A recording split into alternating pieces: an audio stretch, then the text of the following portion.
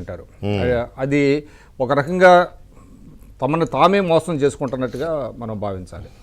ఇంకోటి మీరు అన్నారు ఇందాక, అంటే ప్రజల్లో కూడా చాలామంది మళ్ళీ వాళ్ళే వస్తే ఏమవుతుంది భయం ఉంది, ఆందోళన. ఈ సందర్భంగా మహాత్మా గాంధీ కొటేషన్ ఒకటి ఉందండి.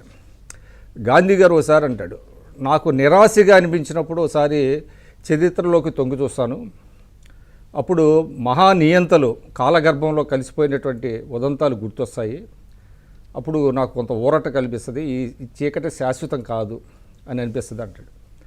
అట్లాగనే ఇవాళ ప్రజల్లో వాళ్ళు చెప్పుకునే దాని ప్రకారం ఏంటంటే, ఇందాక నేను ఉండవల్లి అరుణ్ కుమార్ గారు కూడా ఒక ప్రెస్ కాన్ఫరెన్స్ పెడితే ఆయన ఏమంటాడు, 43% మందికి జగన్ ఇచ్చే డబ్బులు అన్నీ అందుతున్నాయంట. జగన్ గారు కూడా చెప్పారు, 124 సార్లు బటన్ నొక్కాను అని చెప్పి 99.5% హామీలు నెరవేర్చాను. అసలు మొత్తం 94 కాదు, మొత్తం 99.5% పెట్టుకున్నారు చెప్తున్నారు. అంటే 43% మందిని మీరు సంతృప్తి పరుస్తున్నారంటే 57% మంది అసంతృప్తిగా ఉన్నట్టే కదా. అంటే మెజారిటీ ప్రజలు అసంతృప్తిగా ఉన్నారు.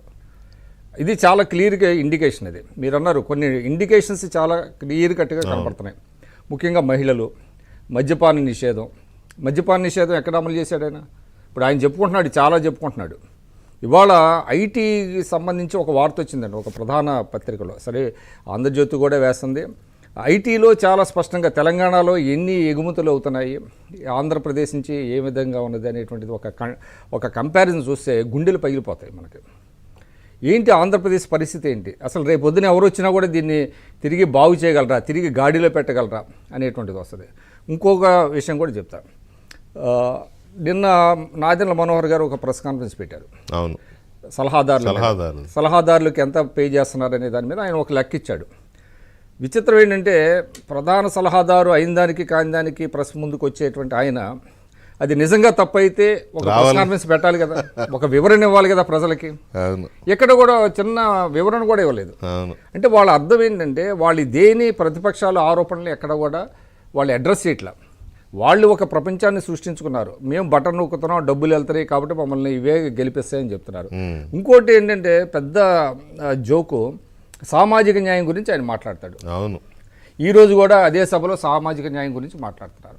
నిన్ననే మనం చూసాం, దళిత సంఘాల వారు, బాలకోటయ్య గారు కూడా ఉన్నారు, గవర్నర్ గారి దగ్గరికి వెళ్ళారు. నిజంగా ఎంత బాధేస్తుందంటే ఆ తల్లిని చూస్తే, ఆ కోడికత్తి సీను అనేటువంటి వ్యక్తికి 5 సంవత్సరాలుగా ఆయనకి రావట్లా, బెయిల్ రాలా, బెయిల్ లేకుండా ఉండటం. అదేవిధంగా కొన్ని చాలా క్రిమినల్ కేసుల్లో వాళ్ళు బయట తిరగడం, అసలు వాళ్ళ చంపిన వాళ్ళే ప్రశాంతంగా తిరుగుతుంటే, ఇప్పుడు ఆయన ఎవరో చెప్తున్నారు కదా, డోర్ డెలివరీ చేసిన అతను చక్కగా అతనికి నీరాజనాలు పడుతున్నారు బయటకు వస్తే. ఎంత బాధేస్తుందంటే అవన్నీ చూస్తే, అసలు మనం ఏ ప్రపంచంలో ఉన్నాము, ఎటువంటి దీంట్లో ఉన్నాము, ఎటువంటి పరిపాలనలో ఉన్నాము అనేటువంటి బాధేస్తుంది. అంటే మనకి సాధారణంగా ఏంటంటే, మిగతా వర్గాలు గురించి పక్కన పెట్టించుకోకపోయినా బలహీన వర్గాలకి ఎవరు అండగా నిలుస్తారు అనేటువంటిది ఒక బాధ. ఈయన మాట్లాడితే నా గుండెలు బాదుకుంటాడు, కానీ ఆ నాలే అర్థం ఇదే. ఇప్పుడు నిన్న సామాజిక న్యాయం గురించి ఒక పాయింట్ చెప్పి నేను వదిలేస్తా. నిన్న వాళ్ళు గొప్పగా రాసుకున్నారు వాళ్ళ దాంట్లో.